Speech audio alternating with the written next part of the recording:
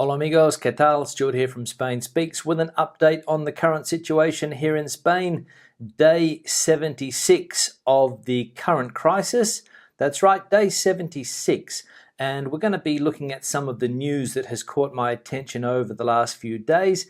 And today it's all about phase changes. Places that are going to go to phase 2, places that are going to go to phase 3, and places that are unfortunately going to stay in phase 1. For example, Madrid. Before we begin, a big thanks to all of the people that left comments on the last video. Lots of discussion, lots of debate happening there. A big thanks to all of the people that decided to support the channel through a small donation. You can see your names here. Thanks to the people that bought merchandise, and thanks again to my patrons on Patreon for your support.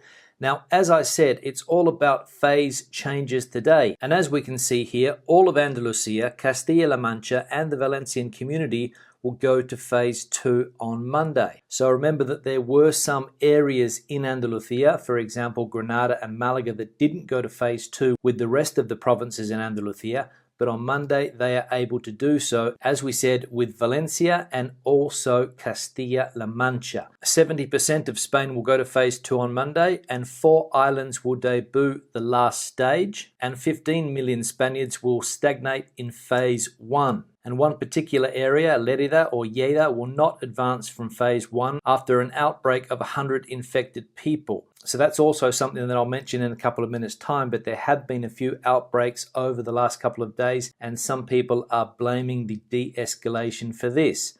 But let's have a look at the map of the phases, and we can see that the phase 1 areas, the phase 2 areas, and the phase 3 areas. So as we can see here, Madrid remains in phase 1, as does the majority of Castilla y León. The only place there that is allowed to go to phase 2 is an area called El Bierzo, the capital there, Ponferrada. We can also see here that Barcelona stays in phase 1, as does Lleida. And the areas that go into phase 3, one island in the Balearic Islands, Formentera, and some islands in the Canary Islands, for example, La Gomera and El Hierro, the ones that went into phase 2 before the rest. So some good news there, people going into phase 2 and some people going into phase 3. So we slowly seem to be progressing through the phases, but as I mentioned before, there have been some outbreaks, so we have to be careful if we don't want to be stuck in the phases for longer than necessary. For those people that are moving into phase 3, you might be asking yourself, what will you be able to do as of Monday? And we can see here that this advanced phase will follow, among other things, to make movements between provinces more flexible and the general mobility of citizens. All public transport services will be 100% operational, and in the medium and long distance there is a possible increase in vehicle occupancy. In the commercial sphere,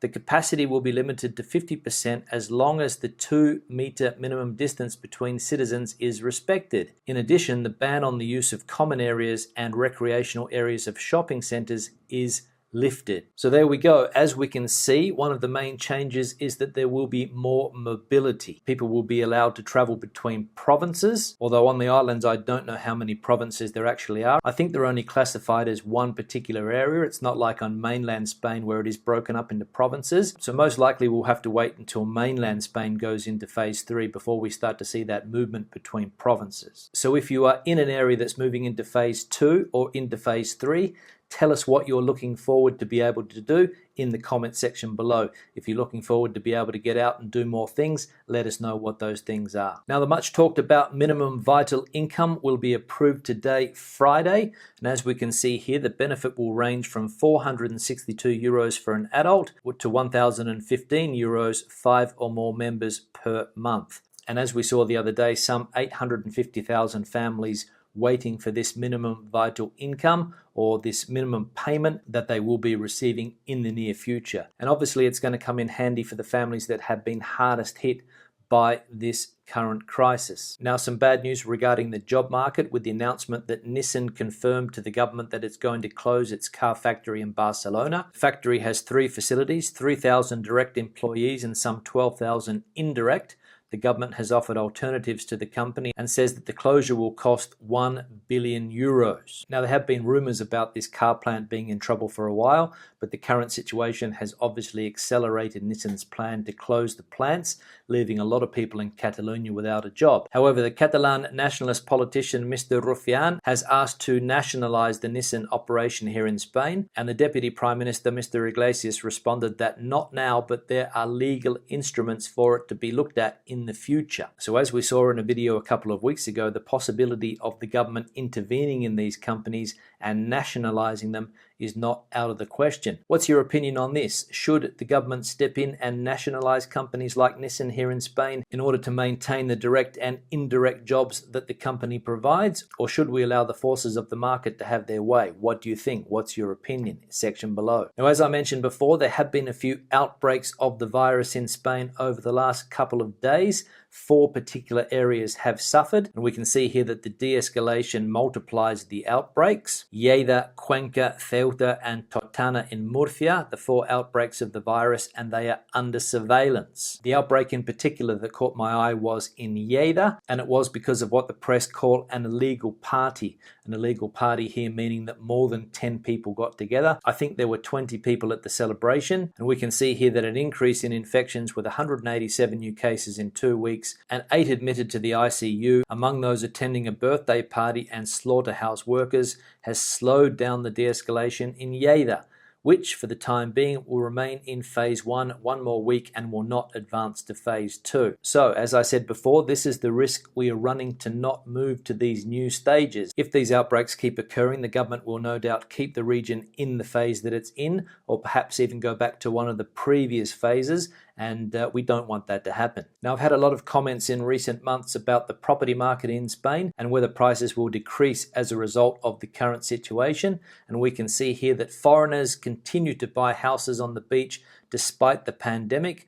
Promoters certify that sales have increased, and also the interest in investing. The interest of foreign housing investors in Spain and its level of demand remains intact despite the pandemic. The doubts that the crisis could have generated at the beginning in the promoters of the Valencian community were quickly cleared before the notable confidence of foreign demand, a group that has not stopped buying and requesting information. Foreign residential tourism has not lost muscle, rather the complete opposite. So as we can see, the interest in property here in Spain from foreign investors still high despite the current situation, and obviously a lot of people are looking for bargains, but according to this there don't seem to be too many at the moment as that demand is still high. Is that going to change in the future? I don't know. What's your opinion on the topic? Are you still planning on buying property here in Spain? If you have property in Spain, are you planning on selling? What do you think is going to happen in the future? Leave it in the section below. Now let's have a look at some of the comments from the last video. One here from Joe Stewart. Re your point about retirement ages here. I asked my gestor whether I should invest in paying the maximum social security quota here, that is over and above the minimum 300-ish. And he said that by the time we're theoretically allowed to retire, the social security system here will quite simply have run out of cash for us. In his opinion, investing in building a business and a private pension was a far more reliable plan. He's not exactly a ray of sunshine, my gestor, but unfortunately he might well be right. Yeah, Joe, some good points that you raised regarding the social security system here in Spain, and I think it's similar in other countries as well. I know a lot of other people around Europe also question whether the social security system is going to be able to afford them a pension in the future, and here in Spain it is one of the big doubts that people have. Somebody left a comment on this comment saying that that's been spoken about for years. Even 50 years ago people were questioning whether the system would survive, and they have managed to keep it going up until now. How long it's got to go, I don't know. One thing you hear talked a lot about here is the pyramid system, where you need to have 3 or 4 workers or more at the top for every pensioner that is down the bottom end of the pyramid. And if that gets inverted, you start to have a problem. And that is one of the big worries about the system here in Spain. So the question is that, to invert that pyramid and make sure that there are more workers than retired people. Can it be done? I don't know. You have to create jobs, and it's the only way to keep a system like this sustainable, in my opinion. Should we invest in a private pension fund? Should we invest in property? I'd probably say that it's good to have a few other investments to fall back on, just in case. One here from Kim. Thank you, Stuart, for the daily updates. Our daughter has been living and working in a Pobra do Caramanil, Galicia, Spain, since last September. With the pandemic, it's been tough on her parents here in North Carolina, USA. Our June vacation to Spain has been cancelled. A one-way ticket from Spain to the USA is over $2,000 starting mid-June. Yes, airfares have significantly increased. Thanks for the updates, Mark and Kim. Yeah, Kim, I can understand the frustrations that you have. Your daughter living in Spain at the moment and having to go through these last few months here. What would have normally been a fantastic year for her, a fantastic opportunity. This unfortunate problem has got in the way of that, and it's also affecting your plans as well. I imagine there are many, many people in a similar situation to you, because there's lots and lots of young people from North America coming to Spain every year to work, mainly in the Auxiliares de Conversación program, which I suppose that your daughter is in.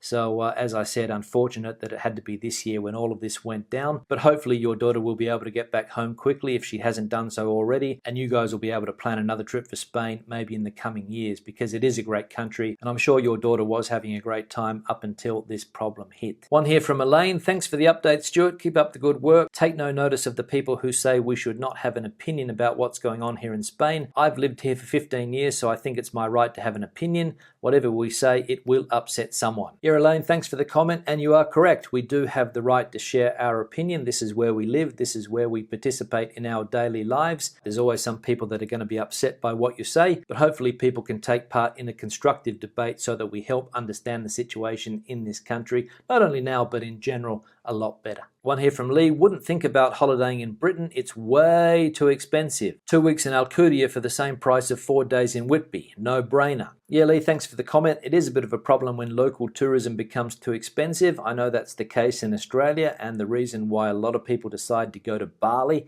just because it's a lot cheaper than it is to holiday at home. So I'm sure that because of that price aspect, a lot of people are still going to consider coming to Spain.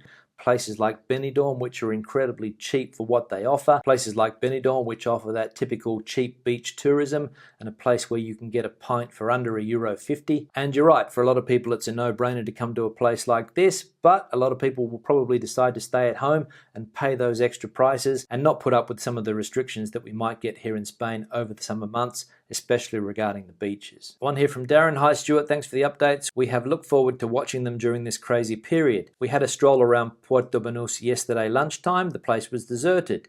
We need to try to get back to normality as soon as possible. This is devastating for the Costa del Sol. Yeah, Darren, devastating for the Costa del Sol, devastating for virtually every place here in Spain at the moment, as a lot of places are still deserted.